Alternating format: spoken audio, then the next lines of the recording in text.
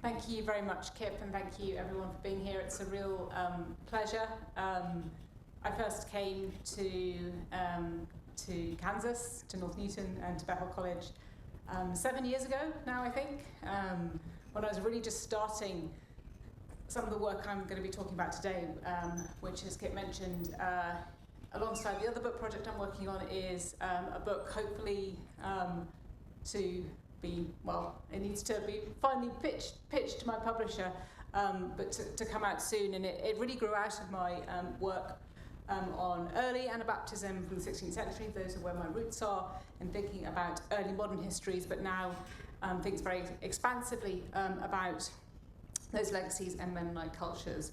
As I say, that trip back in 2018, going into the archives, and really starting to think about that work. And so what I want to talk about today is much broader than the 16th century, encompassing ideas of home and belonging across kind of 500 years. So I wanted to start actually with this, and get on to thinking about the idea of home. So this is a document actually found in the National Archives in Kew in London, which I'll say a little bit about why it's there. And this comes from a set of documents from 1946, when Ernst Krauss and his wife and others were dealing with the aftermath of World War II and the plight of Mennonite refugees in Europe, and thinking about what claims were to rights of belonging, where people should go, and where religion fitted into this kind of post-World War II society. And he was thinking about archives, he was thinking about how people thought about their place when notions of belonging and landscape were shifting in the aftermath of the war. And he wrote this: "The country at the mouth of the Vistula, which our forefathers made arable by ceaseless labour, has been taken from us. Our home country is lost." So there's a claim on home here, but what does it mean? The claim on home is a particular place, a past place, an absent place, which is entangled in flows of movement and someone which has been lost. So in this series, I want to think about what that idea of home, what belonging means. And it's a word that can be many things. It's part of all our human experience. We talk about feeling at home, homecomings, homesickness, homelands. It's inseparable also from place and movement. To be at home is to be somewhere, but to know what home is and what we miss, we might have to travel, to long for it, to go away and return. And homes are not fixed entities. They're fluid, they're created, and they're contingent, and we make homes in new places.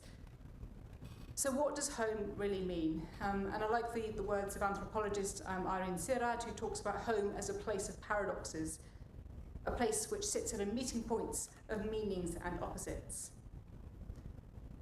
So in this lecture series, I'm going to be thinking about home and belonging in Mennonite histories, and to place this idea of home in the context of a history of migration and diasporas, which of course is so important if we're thinking about Mennonite pasts. So exploring how belonging is found at the small scale of familial or church ties, congregational ties, but also at the much larger scale of the intangible community of dispersion. So this, of course, cannot be a comprehensive account of every notion of home in every place in Mennonite histories, nor is it meant to be an account of what is typical in every notion of belonging. Rather, what I want to do is to say, how do we interrogate that notion of belonging and home when we think about diaspora and when we think about movement? How do we understand it when people, when communities are moving? When Mennonites have moved across Europe, across the world, what can that notion of home mean? And home is really important in the history of migration and diasporas more broadly. Home can be where a community comes from or where they settled, and it can exist on many scales and in many ways. So for a diaspora or for a community that's moving or migrating, home is rooted in the present, in the daily moments of lived experience, but it might also refer to places from which people have come, or the place where they might even indeed settle in the future. So in thinking about this, thinking about the way that communities can be made up of the imagined we, those who are there, those who belong, but who is that we? those who go, those who stay, or both. And a dispersed community's search for a homeland also might impact on the we who are already there when they move, when they migrate and they settle. So thinking about this notion of home and belonging asks us to think about space. How does space and place shape how people think about belonging, how Mennonites think about belonging? It also asks us to think about time. So we live somewhere in the present, but for a community that moves, that idea of home might also lie behind. It's both in the sense of the physical location, but also in the histories that are constructed. And that matters because it asks us to interrogate how claims to heritage and past are used as a symbol of belonging. How does a narrative of history shape Mennonite belonging? And how do we balance all these questions about belonging and home? How should we shape the place we are? So I'm going to think about this across 3 lectures. The first, this evening, about the ways in which home and ideas of belonging bind us and what some of those notions are in Mennonite histories. In the lecture tomorrow, I'm going to think about how we use archives and what archives can say about belonging. And in the third lecture, I'm going to think not so much what binds, but where the contestations, where the problems, where some of the combative ideas of home play out, where there are confrontations and differences. So in this lecture, thinking about those things that bring people together, or the strands that give a sense of belonging even though communities may be migrating and moving. So I want to start far from here, far from a fairly warm day in Kansas in October, but a cold winter day a few years ago in the town of Franeker in the Netherlands. I visited here in December. Mist was creeping along the freezing water, penetrating to the bone, icicles hanging off the edges of the buildings. Tall, leaning buildings crowded in along the street, over the little bridge. I was with my friend Jan and the Mennonite minister of Pingyong. And we stood for a moment in the sunlight, looking at the chilly canal side. We were soon to get back in our car, which was cosy and warm, but I thought about this spot 500 years ago when we might have witnessed families stepping aboard, boats leaving homes in the search of a different place and different future. Mennonites who were travelling up the canals to the open sea and then finding a boat to carry them across the icy depths of the Baltic, perhaps to Hamburg, Altona, or further east to Gdansk. Of course, not all Mennonites left in the 16th century, and many chose to stay in the Netherlands, whose northern territories offered tolerant security. But for others, the lands around the Vistula Delta offered a new place of settlement. So leaving is a fundamental part of that Mennonite experience here, of the idea of what it means to think about home. And I didn't take a picture of the canal, but this is the memorial to Menno Simons and Whit Madsen. And you can see it was a pretty chilly day that day. So thinking about what it means to leave and how leaving shapes a sense of home and belonging, whether that's through persecution, exile, choice, or somewhere in between the two. How did Mennonite communities form new ideas of belonging in the way that they wanted? So I want to think about this idea of how home is expressed across distance and diaspora in 3 ways: place, people, and pasts. So if we start with the idea of place, home, of course, has a geography of familiarity. We might find the sense of home in the house we live in. The walls, the smells, the streets, the landscapes, both experienced, remembered, and imagined. As I say, what I can't do here is describe every Mennonite home or place where people settled, but rather give an idea of how I think place functions in certain ways in a Mennonite diasporic idea of belonging. Given that home is rooted often in the familiar and the known, what happens to that sense of place when Mennonite communities moved? So these buildings, for those of you who've been to the Vistula Delta, have been to Poland, and I know there are some people here who have, these might be familiar to you. The timber arcaded houses that are scattered around the Polish Vistula Delta, associated with the Mennonites who settled here and came from the Netherlands. The Dom Piccianovi, which were typical of these communities. And this is one in Oloffelvelde. The cemetery sits just to out of shot of this. And then there's this one in Zuzari. This is the home Mennonite Peter Epp, and is very well preserved. It's got the Dutch tiles in it, which date back to the 19th century. So this sense of, in the very design and the aesthetic, these types of homes coming to represent a sense of Mennonite belonging, but a sense of belonging that was already rooted in a sense of space that spanned locations. The Vistula Delta became known as Klein Holland, the buildings reflecting the aesthetic of the Netherlands, and driving and walking round the Vistula Delta today, you can still see that, evoking that expansive sense of place and time, a presence of communities who no longer live here, but buildings that point to a past rooted in the Netherlands. And what of life in these homes? Well, there were various designs, house barns or longhouses, or buildings around a square yard. There'd be the large parlour with the stove covered in the tiles, like the tiles you see here, the heavy wood furniture lining the walls, perhaps a wardrobe or a chest decorated with floral designs. And this is an item actually in the archives here, in the Mennonite archives just down the road.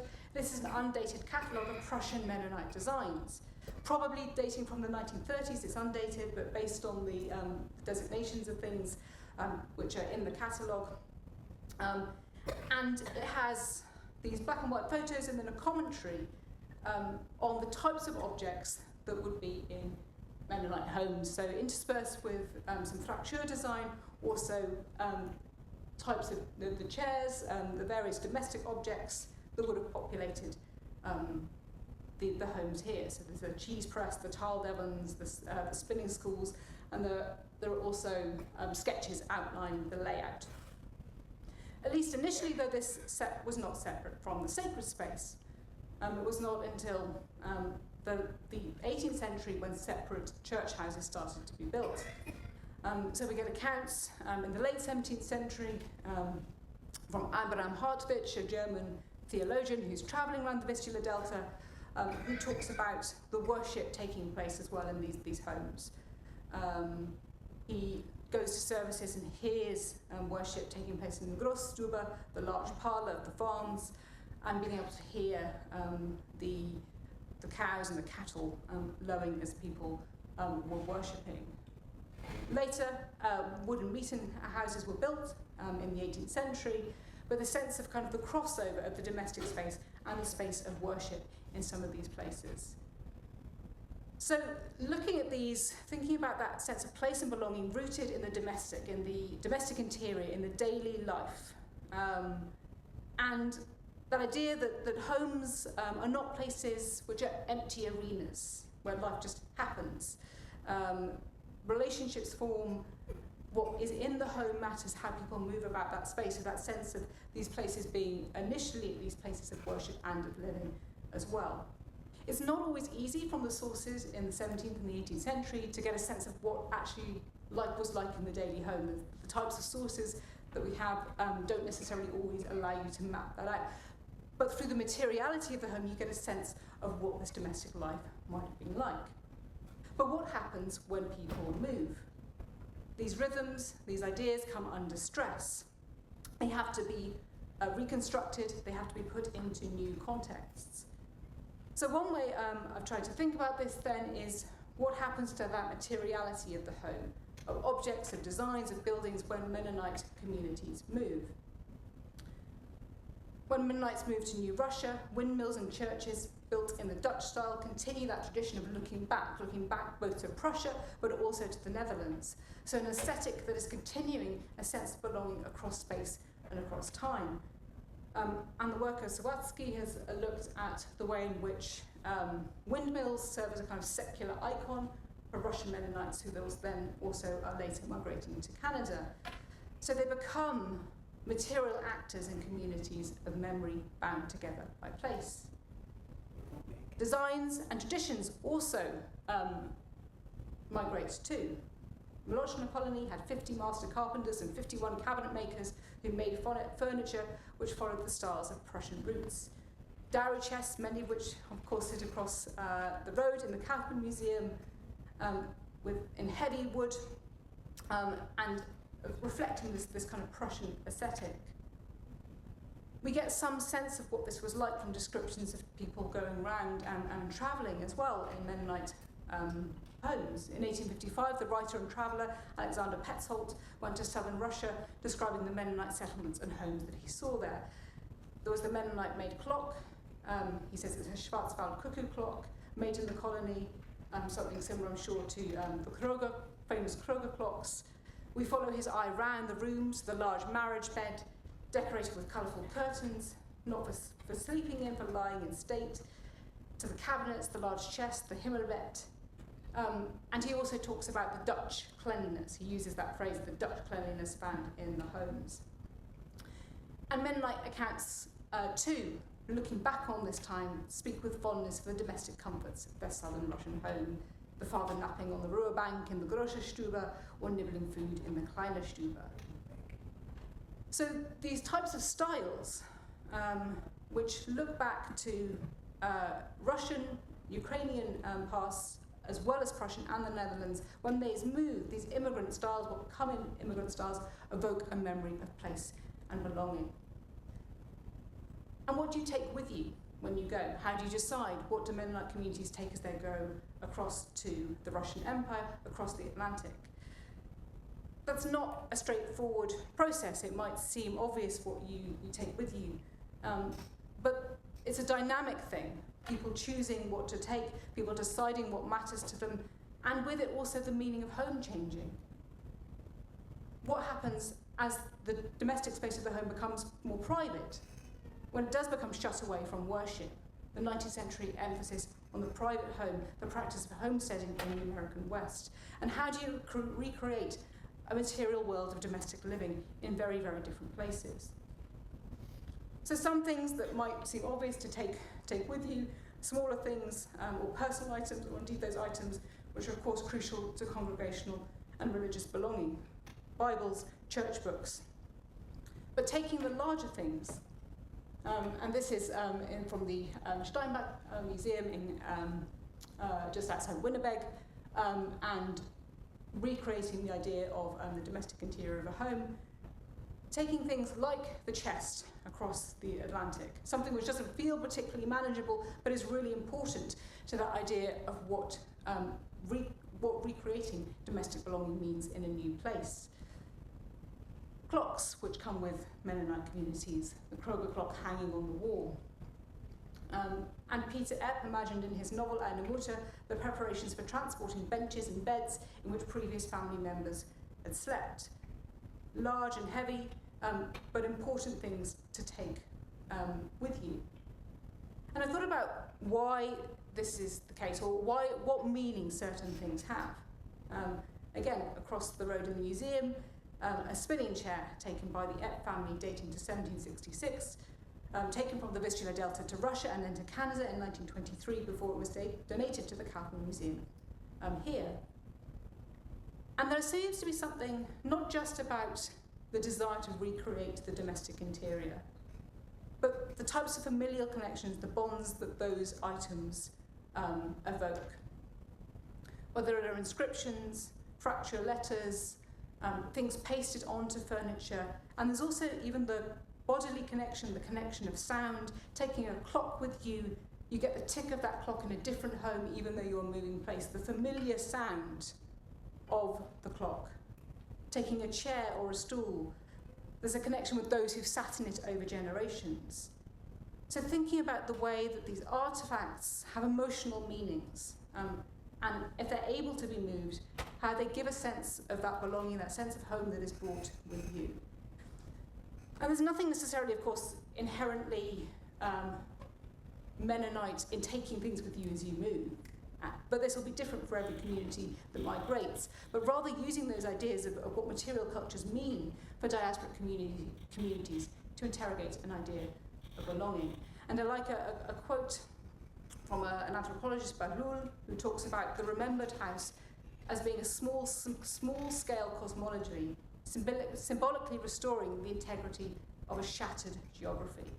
It's the idea that the shattered geography of a diasporic community can be put back together in some sense through the objects that you bring with you. So whether that's the clocks, the chests, the books, those things which evoke a sense of home.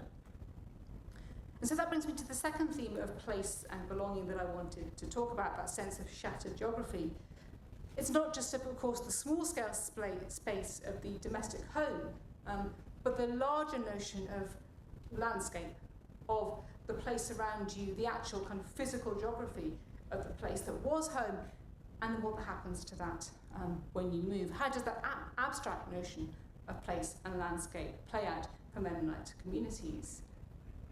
And we can think here of the work of scholars such as Lefebvre or Pierre Nora, who've explored the way in which space doesn't just exist, it's constructed.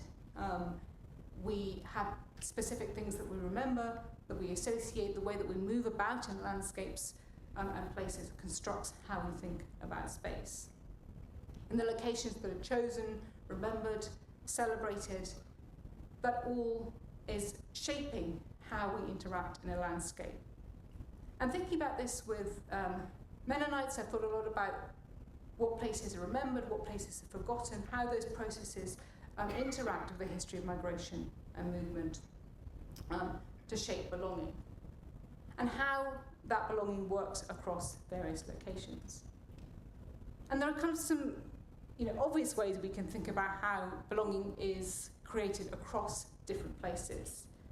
The very simple fact of using names, the connection of the name, of naming communities with the same label, the same language as that which it had in Prussia. And using the German names Halberstadt, Ladekop, that connection and the way those get transported across to here, to North America and to South America. It's ordering a place according to a particular Mennonite understanding of the world, embedding presence in a landscape. And beyond that, the material remnants in the name, there's a more intangible way in which landscape also kind of shapes belonging and how Mennonites think about presence in many cases. And that could be in associating a community with a particular type of landscape, one that embodies but also comes to shape a community's identity. So for example, if we take the Vistula Delta, Mennonites became known as the people who farmed the land, drained the polders, built dikes, constructed the windmills. The first official royal affirmations of privileges that survive were issued by King Vladislav IV in 1642 talk about this. And it justifies a tit-for-tat exchange for rights of farming and land management skills, as Mennonites had taken, so it says, deserted, boggy and useless places and transformed them with much work and cost into fertile, farmable land. By digging ditches, building mills and draining bogs, they had earned their place.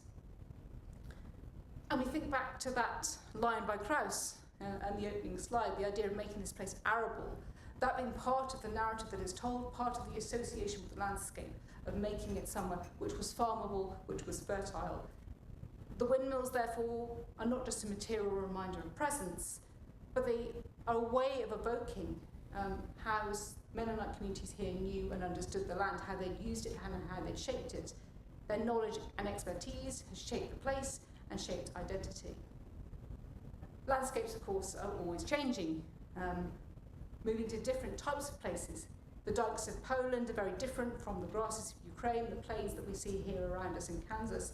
But landscape has continued to produce memory and meaning and been a key way in which it shapes Mennonite belonging. So the idea or the desire to be a community which is engaged with the land, thinking about traditional, whatever that means, and I'll think a little bit more about contested ideas of traditional in the third lecture, but farming values, arable values, people good at working the land. And perhaps the desire to migrate to places that can reflect that image. So whether that is here after the experience in Ukraine, in the Russian Empire, the prairies of Kansas, bringing over wheat and farming the land, or the rather mistaken assumption in Paraguay that the Chaco jungle was arable and fertile land. But that desire to find in a place a reflection of belonging and a sense of home. And seeds as their stories, as Susie Fisher's work on Manitoba Mennonites reveals, are central to Mennonite memory cultures and their relationships to place. And we get a sense of this, of the way that talk when they arrive at certain places. Mennonites arriving in Saskatchewan in the early 20th century, talking about the 160 acres as far as they could see, saying, "We are home, isn't it wonderful?" So that sense of seeing in a place, albeit a place which had to be adapted to, somewhere which felt like it could be home. So that idea of finding in a place a sense of presence, even if it's somewhere new, of inscribing your presence on the landscape or somewhere that feels like it could be somewhere you can belong. But place also functions in absence. And I'm going to think about this again in relation to Vistula Delta and Poland, and the way that translates to communities in the Russian Empire and Ukraine.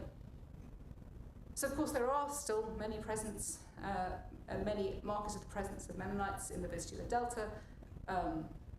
As we've seen, the Dutch-looking houses, the churches, bell towers, graveyards, but of course it's a place now of absence in the sense of there being no communities there who are worshipping, no Mennonite communities living there where they once had been.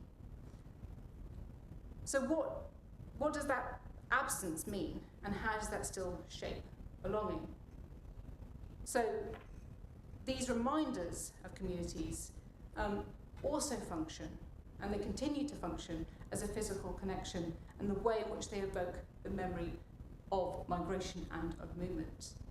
Cemeteries perhaps are cemeteries are perhaps the most recognisable remnant of Mennonite congregations. I spent quite a bit of time travelling around the Mennonite cemeteries on a couple of occasions, looking at the condition of the graveyards of the cemeteries there, and the way in which the physical connections evoke a sense of belonging which can last across centuries. Some are in better condition than others. So this is Vreehof Cemetery, where a lot of the graves have fallen over. Some are in much better condition and have been restored with the restoration efforts. So whilst there's no longer a physical presence here, the deep connection to place and landscape persists. The Romanticism and the ideal of the Vistula Delta had propelled journeys here in the 16th and 17th centuries, and that continues. So some of you here, and I know people have done, may have gone to the Vistula Delta to go back to a place which once was home. So that sense of connection to past and the way it still propels journeys in particular ways. We see something of the nostalgia as well, perhaps the desire to go back in the notion of the seafaring cowboys, Mennonites from America and Canada, who travelled to the region in post-war relief efforts organised by UNRWA, engaged in clearing up churches and also recovering documents at that time. So that way in which a place which is now a place of absence can still propel journeys and can evoke a sense of connection. And I was struck looking through the archives in Amsterdam. This is a set of photographs which exist in the Amsterdam archives. Some of the relationship between what I was seeing in the cemeteries and these kind of evocative photos. This is Peter Dick of the Mennonite Central Committee, journeying around Poland in the 1950s, and surveying the state of the destroyed state of many of the cemeteries and the buildings. And that way in which the similar places which I was visiting, there's a real sense of powerful evocation of the past, of the ruin that is in the broken gravestones in the cemeteries, but that this is still somewhere which has a powerful sense of presence, even though the Mennonite communities are gone. So even if the community has not returned that sense of connection with place, and the photos themselves are being a form of kind of archiving and collecting the memories of that place. Home, perhaps, in the looking back, is often idealised, perhaps even more so when it's absent or distant. So kind of talking about the place that is gone and remembering that heritage. And one way, of course, remembering that heritage is collecting things. So one way of kind of thinking about the absent places to go back to it, to return to it. The other way in which you could think about it is to take things back, to collecting things. So that could be in the form of collecting photographs, collecting memories if you're visiting and going back, and recording the place that no longer is the home, but kind of creating an archive of that place and trying to recall it. It can also be physical things, bits of rubble, bits of building. That's perhaps most evidence, or very evident, in the acorns of the Quartitza oak, which have been taken and replanted. And the oak tree is now dead, but that kind of physical connection of something that was living and an iconic part of the Mennonite landscape and the rhythm of life there, but which is now kind of growing in other places. And James Urry's work has shown how that's obviously transplanted as well into other forms. It becomes used as the logo of one of the Mennonite printing corporations. So to also, finally on place, I'd like to argue there's the physical place, the way that people remember it, recall it, both in presence and in absence, and there's also the imagined space, or this place you might never have been, but it is part of a diasporic sense of belonging, and places that can feel like home. So early 1945, as the Second World War was in its bitter final throes, Martha Goosen fled Poland. She'd already made a long and difficult journey back to Alexandrovol in Ukraine from the Crimea in August 1941, and there she and her family had stayed until September 1943, when the advance of Russian troops forced them to flee once more, and this time to Poland. After difficult months there, she left in January 1945 for Magdeburg, but was arrested by Russian troops and loaded onto wagons with her family to be sent to Siberia, and spent 2 difficult years here, during which time her mother died, and then she moved all over. Finally, in 1990, she moved to Germany, and here she said she felt like she was coming home, welcomed with open arms by people there. Her children found work, her grandchildren could study. And she'd briefly been to Magdeburg, but it was a place she'd never lived, and yet it felt like a homecoming. So that sense of the places within her diaspora that feel like home, and why she felt like that. And that brings me to the second point. So beyond the notion of the sense of a place, of the landscape, which felt like home, the importance of people. The way in which relationships, family relationships, intergenerational relationships across many centuries and, of course, across communities, give people a sense of belonging.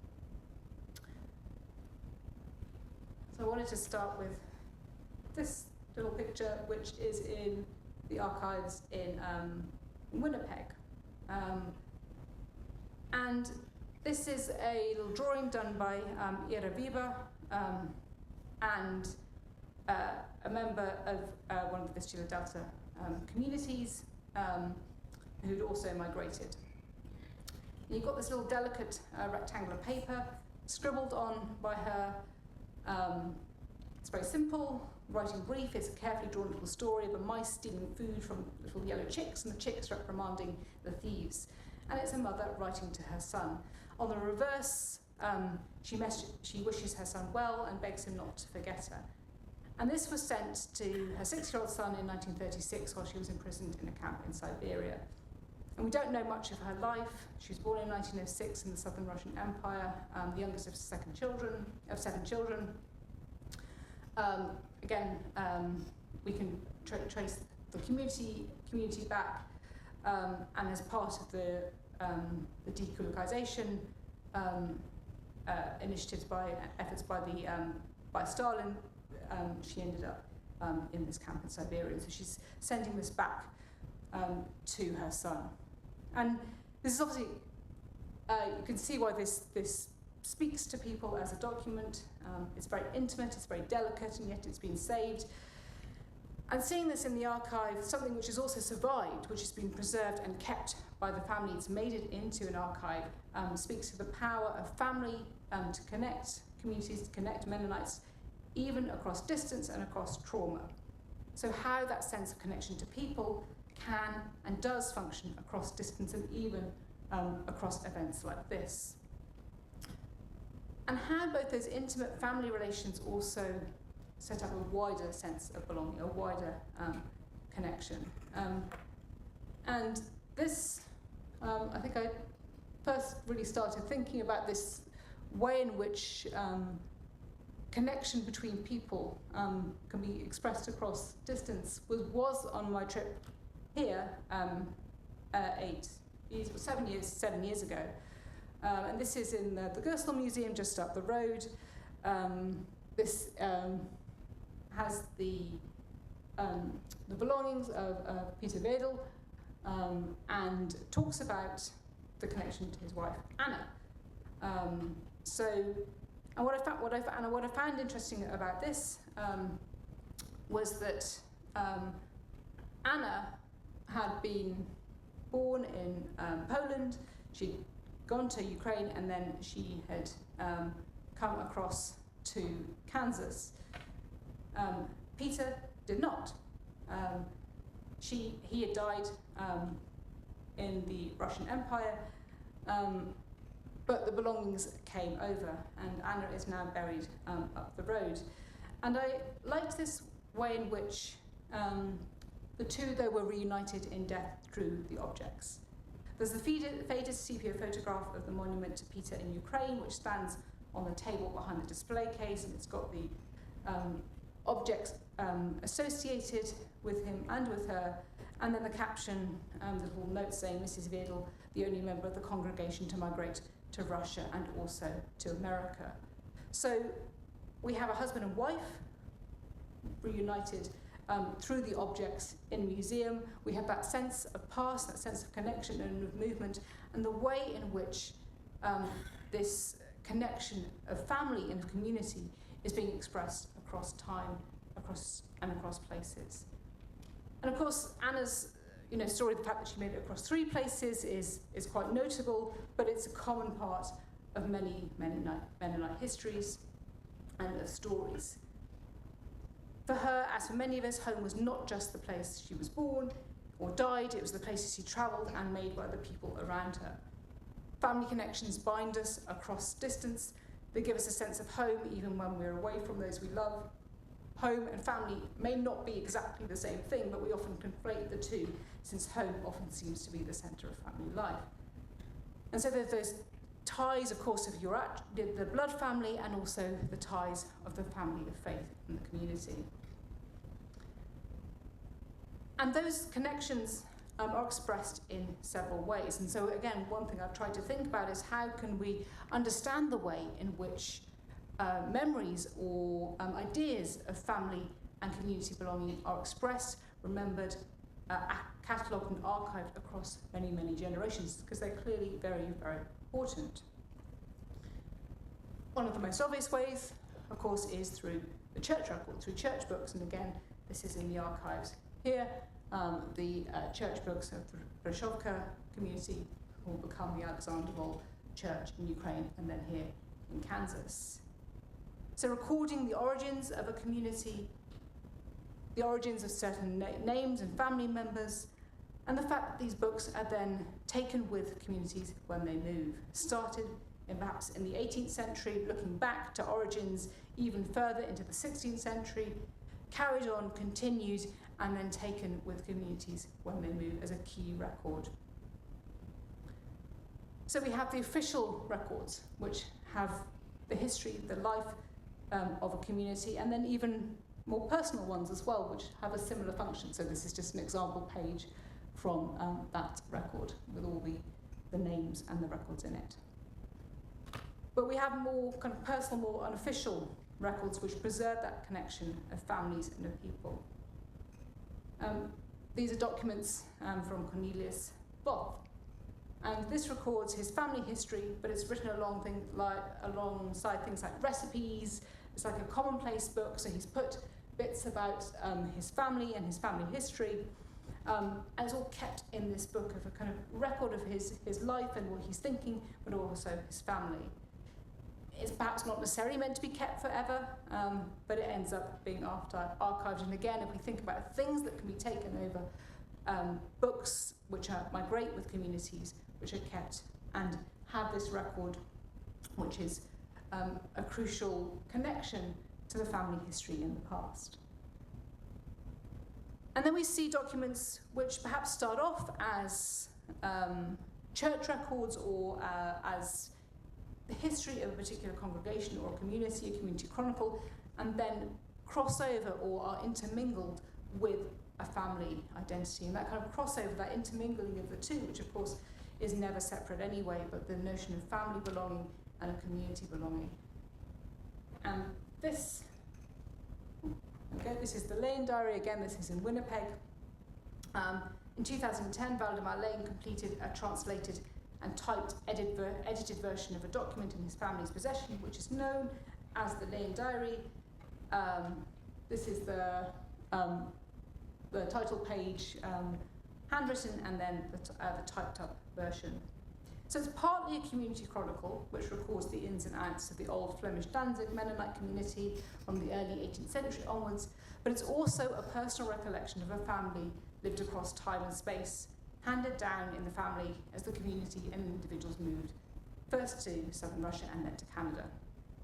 So it started by Christoph Lane, a member of the Danzig congregation, and the first event he records is the election of the Älteste for Danzig in Amsterdam in 1725, and he continues a record of life in the congregation. From 1752, the book is continued by his son Simeon, and then from 1763, his son Jakob. In the late 18th century, Mennonite communities are moving, of course, and as that kind of migration moment happens across to the southern Russian Empire, to Ukraine, the chronology becomes a little bit more complicated, with the diary following the community in both places, those who chose to stay in the Polish Vistula Delta and those who also choose to go. And again, I'm going to talk a little bit more about that sense of what happens with splitting, when there's kind of not an easy narrative necessarily. So what happens with that kind of the debates in the community when it's not clear which way to go. And it includes things like a potted history of things that are going on, the plague, floods, bad weather. It kind of becomes like a chronicle. And the later pages of the diary follow the pattern of passing down the torch to the next member of the family through the 19th and the 20th centuries. But then entries change a little. They become more biographical. They follow individual family members and their lives. And even though the work here does chronicle wider events, it seems to have shifted from being something which feels like a community chronicle to something which feels like a family record. It's not clear why that is. Perhaps that's to do with changing practices of record keeping. Perhaps it's just to do with personal preference or where the family were. But it becomes a family history with a family tree. Each time a new hand takes up the writing in this diary, a potted history of the life and genealogy is inserted before the events, and then we lots of details about the family dynamics. All in all, it goes through, in its annotations and its edits, 11 generations of the family. The title page of the manuscript records a note made by Jakob Lane and Rosenthal in 1896, which says, "This book is a copy of the family book of our ancestor." The final lines in the diary, if that's what it is, because I think this is a complex and mixed object which really shows some of those complex ideas about how notions of belonging are interwoven. But the final lines are written by Valdemar Lane in 1987, and he talks about the celebration of his golden wedding anniversary. But community and family, a sense of belonging threaded through here across centuries, across places, and across different notions of belonging. And then the final thing that I want to think about then is pasts, narratives of histories of past and how those are shaping a notion of belonging. The stories we tell are ways in which we think about how we belong, where we belong. For Mennonite communities that are moving in the 18th, 19th, 20th centuries, those could be stories of exile, of suffering, of survival, origin stories, and migration stories. So if we think about what's in the Lane Diary, it might go through many things. When it starts out, it's a narrative of settling of a community in a place. It becomes something which is a record of movement and migration. It relates to wider events in the world, and then it becomes a family history. We've already seen that in the way in which we've thought about material culture. That is telling a particular type of history too. It emphasises the connection with pasts, with the material culture of the past, going back to the Netherlands, to Prussia, and to Ukraine. That in itself, of course, is always constructed. That doesn't make them these ideas of past, the narratives of the past, any less important. But there's always this process of selection in which past to tell, which pasts get recorded, and how things are thought about. So again, that line from Ernst Krauss, the country at the mouth of the Vistula, which our forefathers made arable by ceaseless labour, has been taken from us. Our home country is lost. Choosing that point to go right back to the Vistula Delta origins of the community, to think about that as a home country. At a point where particular claims and rights were being debated. The type of history that is told, one that shapes belonging, is always being, or itself being shaped by the moment of its telling. So, as in post-World War II context, they were working out what role religion had to play, where Mennonites belonged, and where they should go. And I wanted to give one final reference that is made in the documents collected by Krauss and his wife and those thinking about Mennonite belonging after World War II. Especially at this moment in the 500-year anniversary, and how narratives of that past, going right back to the early modern past, matter. They still matter in the 20th century, they matter now, and how those pasts are being used matters. So it's not just this document, this one. It's not just Krauss who's talking about a sense of belonging. He's also collecting other things, and he collects this sermon from the 1930s from Neff, which talks about the origins of the Mennonites, and it goes kind of through this, the history back to Menno Simons, and then to the migration to the Vistula Delta, and then to Russia. And it's a particularly emphasises, as might be expected, after the Second World War, the movement as a peaceful movement.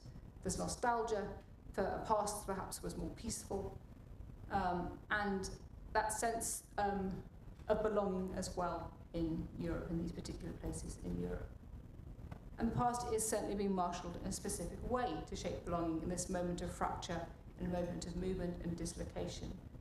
And paying attention to that is really important.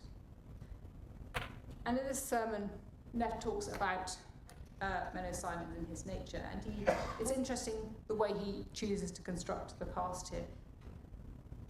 He talks about Simons not as a leader like Luther or Calvin, not necessarily a deep theologian, not a great thinker. He says that he's not an überragender Geist, so not a kind of a conquering spirit. He's not someone who's there to cause trouble. He talks about peace, he talks about piety, and he talks about that sense of this being something which is pure and is about brotherhood and sisterhood. So in this moment, relying on a particular narrative, a particular way of seeing Mennonite pasts and Menno Simons' role. And it's born out of this particular moment. That doesn't mean that it's not, doesn't make it less true or less important as a way in which you think about belonging. Longing for something which is not about power here, and is very pertinent to the way that Krauss and others are thinking about Mennonite identities in that particular moment, gathering stories of the presence in Poland and Germany, and emphasising the peaceful and not the troublesome element of religion, in particular use of the past to shape identity at this moment. And also, I think this brings together these three things that I've been talking about. It looks back to a particular place. It thinks about the European origins of Mennonites. It thinks about people, the community, the sense of brotherhood and sisterhood, and it thinks about past and that connection to past. And those are all things which bring Mennonite communities together in different and varied ways across the 500-year history. Thank you.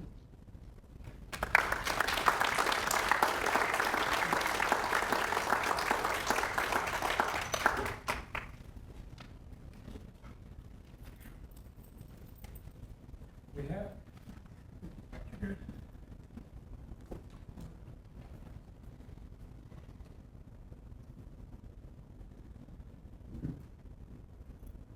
Okay. Okay. We have some time for questions.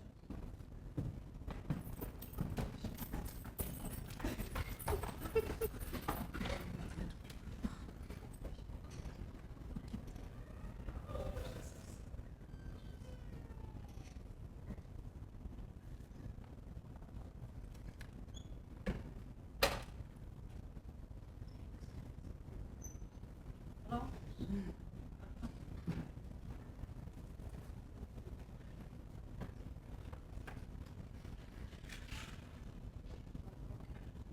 Thank you very much. My name's Carla Rupp. Hello. Ancestors from the Malacho region on my mother's side. How did you become interested in all this fascinating information? And thank you so much. You're welcome. It's a good question. So I, as I say, studied, when I did my PhD, I was always interested in religious history, and I became interested in what often are called the radical movements, if we want to call them that, but Anabaptism, and the printing history of those communities. And it was from there that I think I obviously studied the 16th century communities, and actually I wasn't going to necessarily go back to thinking about that. I was working on Lutheran culture, and it was actually an encounter with Hutterite ceramics, which made me think about some of the longer legacies of the movement of religious communities into the 19th and 20th century. I was in Vancouver, where my brother lives, and there is one of the best collections in the world of Habenware in the Vancouver Museum of Anthropology. And from there, I kind of went back to thinking about migrations of Anabaptist traditions across Europe and across North and South America, and then the world. So that's how I came back to it, if you like. But my interest in it stems right back to doing my PhD and thinking about belief and what, how that's really important in kind of shaping notions of cultural right to the present day. So yeah, a lot of time spent with in German archives, and then ended up with this.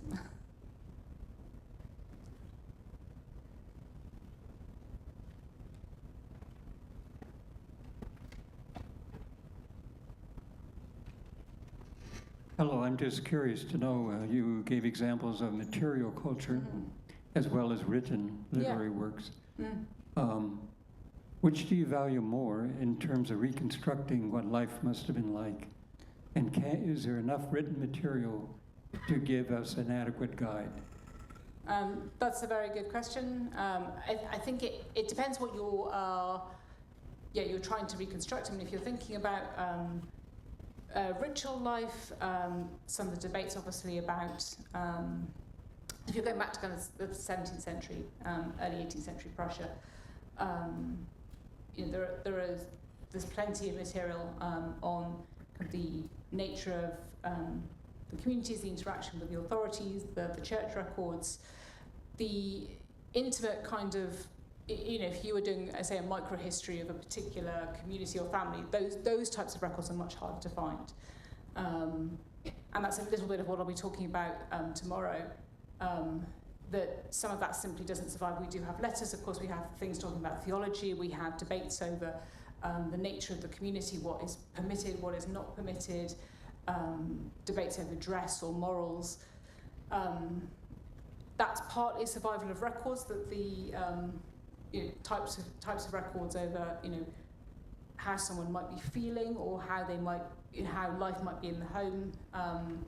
That's partly survival. It's also part of perhaps the nature of records. I mean, if you're moving into the 19th, 20th century, not only does more survive, but you have more the sense of kind of the self and people leaving records like diaries and letters. There are some indications. I've got an amazing set of letters written during the plague that hit Europe very badly at the beginning of the 18th century, of Mennonites man in Hamburg writing to his brother.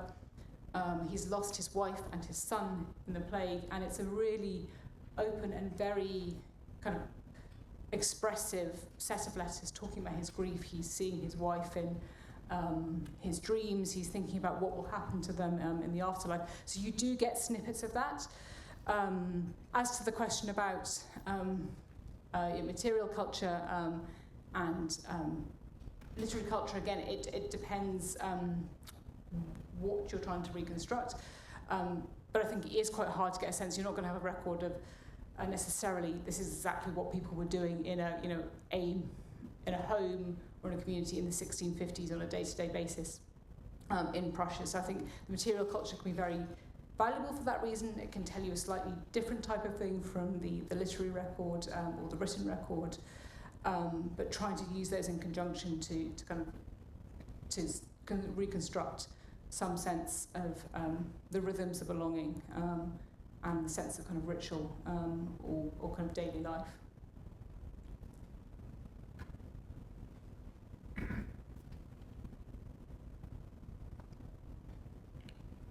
When these Mennonites were moving from Holland to Poland, from Poland to Ukraine, did they displace local people? And what happened to those local people? And what was the mindset of the Mennonite leadership in dealing with pushing people out? It's not so much in these instances. Well, I mean, they're different answers for different places. In Poland, that's land which hasn't really been kind of made fertile and settled, so you're not really displacing communities. But of course, there are only certain places where Mennonites can be up until it's not initially that they can settle within the city walls. There are when it's for settling in Ukraine. I mean, Catherine the Great is recruiting German-speaking migrants to those regions. Again, settling places. I mean, there's debate about which land the Mennonites get. So in those instances, it's perhaps not so much a sense of like displacing villages and communities which are already there. They're being constructed. But that's not to say, of course, there isn't conflict with existing communities and tradesmen or different faiths. So, for example, there are quite a lot of debates in Danzig about lace making, about who gets to make certain crafts. The same in Ukraine about privileges, because of course coming and settling, you're given certain privileges over the ways of life, and that causes tension with communities and other groups. So that tension does exist. You can think about that displacement perhaps much more directly into the 20th century, if you're thinking about the relationship with certain types of communities in South America, but it's not so much a history of displacement of other places, but the negotiation of what privileges and what particular types of freedoms and trades that Mennonites are involved in. But yes, certainly there is conflict because of the way they sit, both kind of within but also beyond the place where they're settled.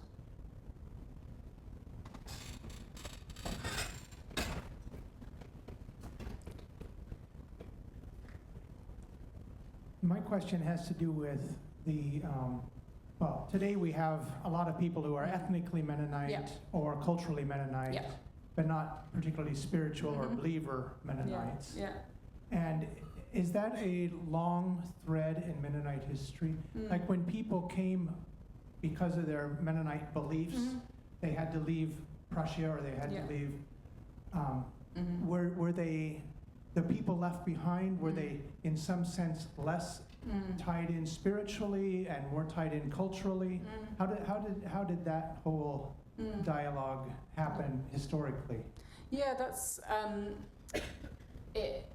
that sense of, I mean, it's a really important question about what, also what makes you belong to a part of community. I mean, is it the theology or is it culture? Is it family? Is it, as you say, kind of ethnic belonging? Certainly at those points at which, say there's a splitting and one community decides to move, because the restrictions on a certain way of life. So if you take the example, say, of Poland or of Ukraine, some stay, some choose to go. I don't think that's at that point necessarily that, they're not spiritually Mennonite. There's in the same way that we might think today, it's a cultural belonging or an ethnic belonging. Still theologically and spiritually they're Mennonite, but it's certainly true that the decision to stay or the decision to go will then shape how that sense of belonging evolves, because you'll make more accommodations to say, we will accept the demands of the state, we will do certain things that this other community is not prepared to do. And that does, of course, play out, and I'm going to think about that a little bit about that in the third lecture. But of course, by the 20th century, those Mennonites who'd say, we are leaving because we don't want to be forced to serve in the military or conscription or whatever that is, the Mennonites who stay end up fighting for Germany in the Second World War. And so that's not immediate, and it's not a conscious rejection of all that is spiritually or theologically important. But yes, those decisions to stay or go can have a huge impact on how the trajectory of that community develops, and that's true of all sorts of different types of changes, accommodations, kind of cultural evolutions. And it's a really interesting question, how that happens and when those ideas of not being spiritually Mennonite but culturally or ethnically evolve. And yeah, I think that's one of those key dynamics I think is really important. Thank you.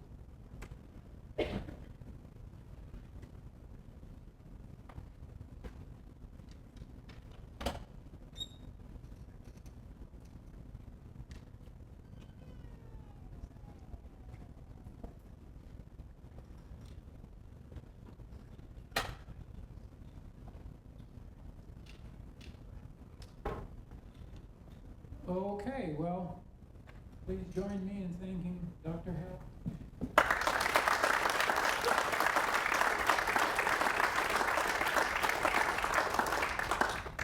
We will be back tomorrow for 2 more lectures. You're invited to both of them. One will be at 11 a.m. in this space, and the other will be at 7 p.m. tomorrow evening in this space. I hope to see you here for both. Thank you and have a great evening.